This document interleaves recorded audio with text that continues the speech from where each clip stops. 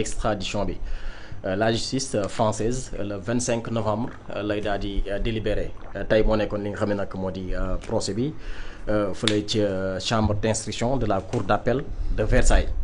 Donc délibéré bi nu fixé ko le 25 novembre bi incha allah di ñëw pour nu xam Madiambal dafay ñëw Sénégal wala rek dafay desandi fa li nga xam ne nag moo di ca France. Madiambal bu ñëwee Sénégal. dina bokk li ma bett trop. dina la bett. waaw. pas parce que Sénégal bugg ko. mais est-ce que France taxaw na taxawaayu. indi Madiambal. waaw. parce que le 4 nañu jàppoon procès bi. waaw sans compter même ci report ci délibéré loolu sa garaaw. mais dañ naan mbir bu xewee da ngay fàttaliku. mbir yi xewoon. wala nga xool France li muy tàmm di def. après nga ne est-ce que dina ko def wax mu mënu ko def de wax mu du ko def de mais dina bokk li mu bett bu ko defee loolu xalaat la. ça n'a rien à voir avec l'analyse objective li xalaat la ça c'est mon opinion. léegi nag Madiambal dafa dem tey pour ñu déglu ko ci li ñu tuddee indi bi ñu koy war a indi fii. indi bi mooy juge d'instruction bu cour d'appel bu Versailles moom moo ko wóolu woon semaine bële passé. ñu demandé renvoi avocat yi Madiambal yi ne dañoo bëgg ngeen ñu gën a mën a préparer audition sur le client de ce fait semaine prochaine le 4 bi ñëw diggante le 4 boobu événement am na si. événement boobu li tax ma ne tey justice française et qu'en plus pour la plupart yenn mbi fay buy am. médias yi dañ ciy jouer rôle. tey le samedi ou vendredi un média qui s'appelle Le Monde. Un grand journal. écrit dans un de ses articles ne mu ne des 2 journalistes sénégalais. placés en garde à vue pour avoir interviewé un exilé politique. Un opposant. Voilà, un opposant exilé politique. Un opposant exilé, voilà, pas politique. Un opposant exilé. léegi soo defee analyse opposant exilé opposition maanaam expression boobu. opposant exilé loolu mooy entre parenthèses politique. un homme politique. léegi cette presse là mu ngi jox caractère politique à l'affaire parce qu'on ne parle plus de pourquoi ce monsieur là le Sénégal veut mu ñibbi. wax duñ loolu de. mais ñu ngi naan waa ji dafa ñëw politique maanaam moom opposant la. ba ñëw làqatu France ñi bu ko delloo pour mbirum politique loolu lay tekki. même ça c'est la presse française qui parle. léegi nag ci loolu da ci am rôle.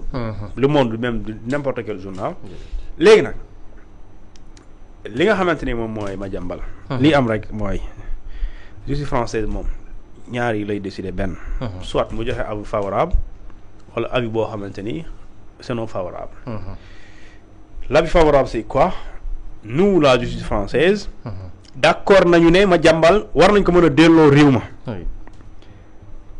Madiambal bu d'accordul mu contesté ko Cour suprême.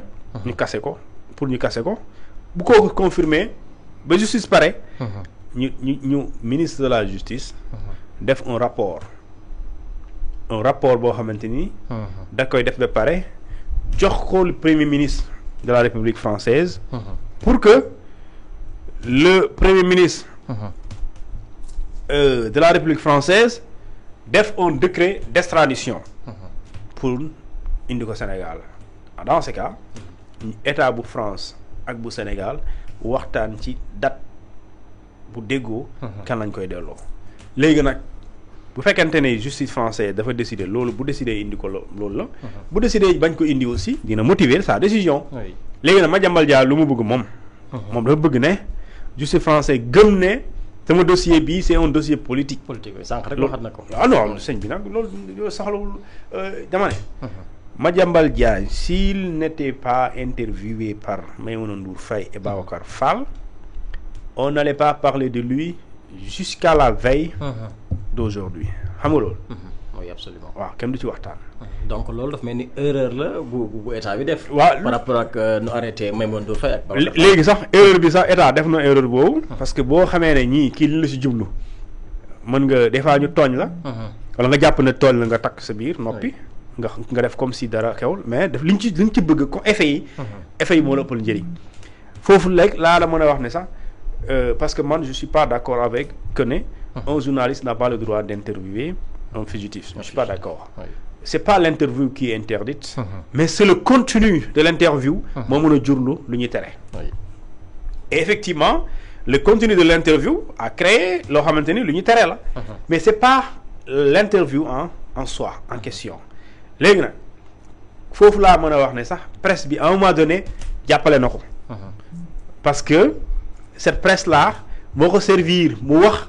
mu jox ko audience mu wax et ci wax boobu noonu état jàpp na ñooñu danoo def loo xamante ne yoon da koy tere. ñu jàpp leen moom mu profiter ci loolu ne voilà liy prouver que sama dossier bi politique la on interdit même des journalistes ñu jox ma kàddu moo wax. et moo tax ñu jàpp leen et su boobaa facile d'interroger ce qui se passe au Sénégal. On voit que Babacar Fall a été arrêté, Maïmouna Ndour, etc. Donc, loolu Madiambal loolu bëggoon. Et il a collecté ces informations, il a collecté également ces éléments pour mu def ko ci benn documentation jébbal ko justice pour France. Léegi nag est-ce que la justice que dira la justice française par rapport à ce que veut Madiambal Diagne? Est-ce que Madiambal va convaincre ces Français, le juge français? Est-ce que malgré ces vidéos-là, est-ce que Madiambal Diagne sera extradé vers le Sénégal? parce que clé USB la yóbbaale bi muy dem. non waaw def na ci lu ne. est-ce que dugal leen sa 313. vidéo kon la si ah te mu ne xoolal gis nga xoolal journaliste bi bële la preuve kon vidéo la il faut la tête de Madiambal Diagne léegi nag loolu xam naa ko muy jëlee interprète. kon vidéo la. vidéo moo ci dugg moom ak kon moom xamoon na pompe bu yàgg ne woon nag clé boobu maa ngi ci biir. léegi nag Madiambal loolu la bëggoon. fexe ne ba mu indi ci caractère boobu noonu. dugal ci ñëpp dugal na ci presse bi. fexe ba léegi ñuy waxtaanee ci dossier bi dinañ ci waxtaanee liberté d'expression. liberté de la presse dinañ ci waxtaanee loolu. parce que dinañ ne des journalistes ont été arrêtés pour avoir m'avoir interviewé. La preuve voilà etc. Et pourtant le débat le plus important ce n'est pas l'arrestation de Babacar Fall, ni celle de Maïmouna Ndour Faye, mais le débat c'est quoi? Les faits pour lesquels le Sénégal veut son extradition. C'est ça le débat. Mais parmi tous ceux qui traitent cette affaire-là, dañuy esquiver le contenu, l'essentiel. On est sur quoi? On est sur lan? Sur Madiambal nee na. Et quand Madiambal a fait une émission de plus d'une heure de temps, il évoque d'autres sujets. Général tel, Ndeye Khady Ndiaye, kii Massamba, Maître Bamba Cissé. C'est-à-dire que fu ne mu distribuer. ku ne mu laal. léegi si ça veut dire que les faits nekkoon nañu ci faits yi. C'est-à-dire que les faits sëñ bi seen type moo bind rapport. mu lay reprocher dara maanaam mu xelam ñaaw.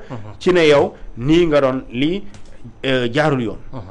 li ñu lay laaj rek mooy preuve légale bu dee yow cette personne moo ñu intéressé yow sa qualité ici c'est pas la qualité d'un journaliste c'est la qualité d'un patron d'une société qui s'appelle société comme civile immobilière qui s'appelle Pharaon.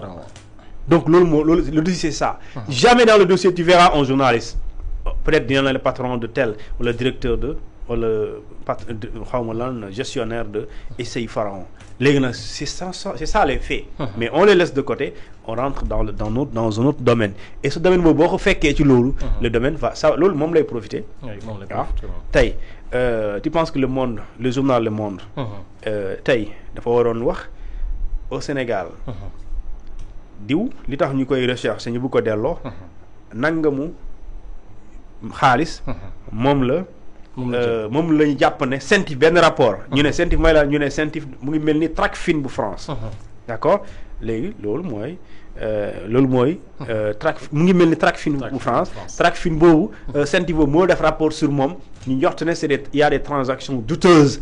léegi loolu moo tax justice sénégalaise topp ko c'est vrai dinañu gën a comprendre. mais là aujourd'hui il a créé toutes sortes de brouiller les pistes et aujourd'hui il a planifié ses stratégies teg na ay stratégies am et malheureusement mu ngi réussir la preuve mu ngi réussir mooy lépp lu ñu waxtaanee ce n'est plus le débat de def na fee yi mais on est sur quoi oui mbirum politique la laal na tey gis naa mu waxaat leneen ne les mandats d'arrêt ma jëm may ministre de l'Intérieur moo jiitu juge bi mais loolu bu mën nekkee parce que man aussi gis naa ñu naan bu fekkee loolu am na loolu mën na nekk benn vice de procédure léegi loolu yow bu la ko waxee mais da nga naan su dee yow da ngay est-ce que doone donc je remets en cause la décision du ministre. oui maître Bamba Cissé. maître Bamba Cissé.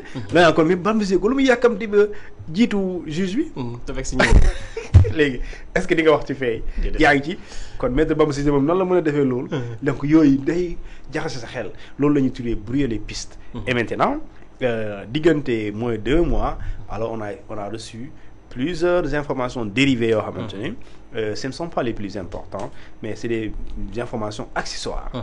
Les informations accessoires mooy détails yi nii et les plus importants c'est pas ça. Les plus importants c'est quoi? C'est le rapport de la CENTIF.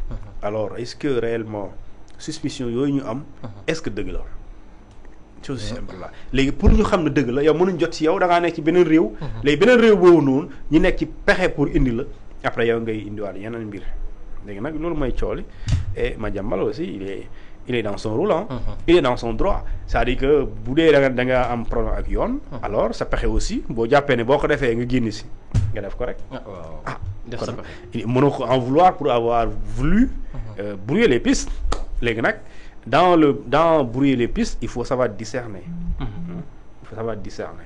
ce qui peut être lu mënul nekk ak lu mën a nekk ce qui est vrai ce qui peut pas l'être en tout cas doy na waar kon cuun ba ëllëg incha allah bu neexee suñu borom waaw ñu fekkee ko ak jàmm ak salaam di la dig daje ba ëllëg di ñaanal ñëpp suñu juumee ñu jéggal ñu jërëjëf très bien jërëjëf Demba Thioune merci beaucoup aussi mbokk internet 313 yi ñu doon bàyyi xel di topp